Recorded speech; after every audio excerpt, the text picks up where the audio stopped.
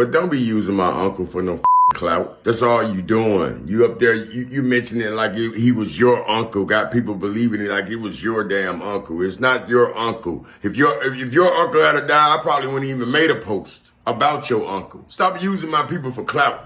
You say you took him to the hospital. That picture that you took with Aunt Nellie and Uncle Leroy in the hospital, I was there because I had to help him get in and out the wheelchair. See how you telling lies? I was there that day when we took Uncle Leroy to the hospital.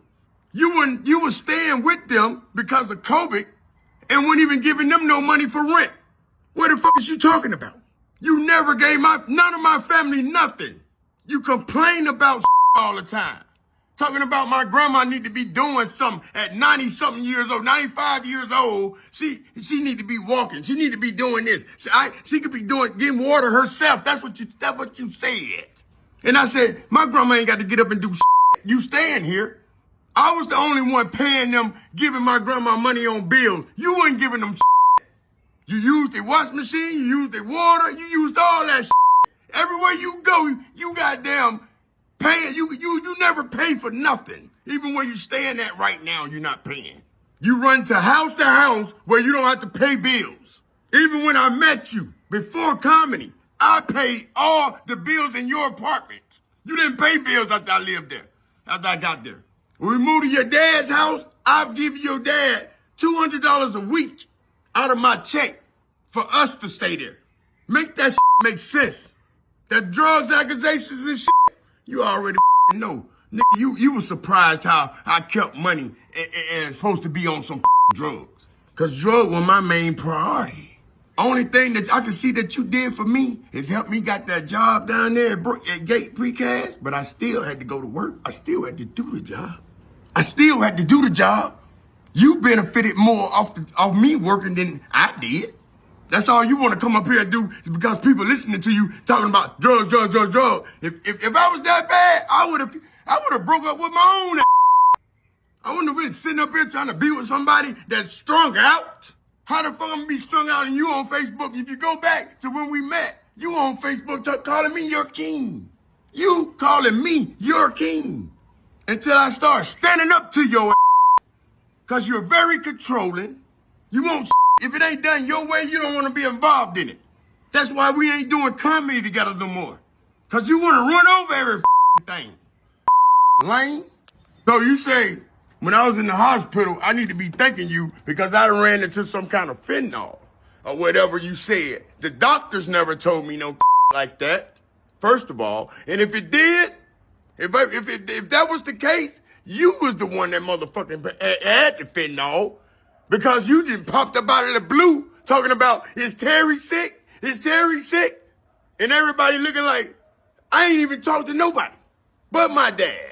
So now the truth is coming out. That's explaining that Maserati was at that motel that I was talking about. Because that same night, when I got back to the motel in Camden, Alabama, my key didn't work. So I go to the office and this dude looking at me crazy. He telling me I'm gonna have to charge you if you keep losing keys or keep leaving your key. I said, wait a minute, I ain't never lost no key. I said, the key ain't working. But you know how it is when you're trying to explain something to foreigners. So you was the one that went in my room or had that Maserati driver to go to my room and say he was Terry Martin. I knew the truth would come out one day, some kind of way. So, like I said, when I left that motel that morning and I was explaining, this been probably about a month ago when I was explaining that ain't nobody got this certain car, but one person that's lived in anywhere around in Camden, Alabama. And it was a Maserati. So that explains why that Maserati was at that motel. Because the first thing I said when I was leaving the room is that morning heading to my dad's house, hadn't talked to nobody, so sick that I can't even find no phones to talk to nobody. I said, damn, what he doing up here? He lives here. Why would he be up here? So it all coming out now. You know I know y'all got affiliations with each other. I had that already. You plotted all this shit. Thank you for telling me.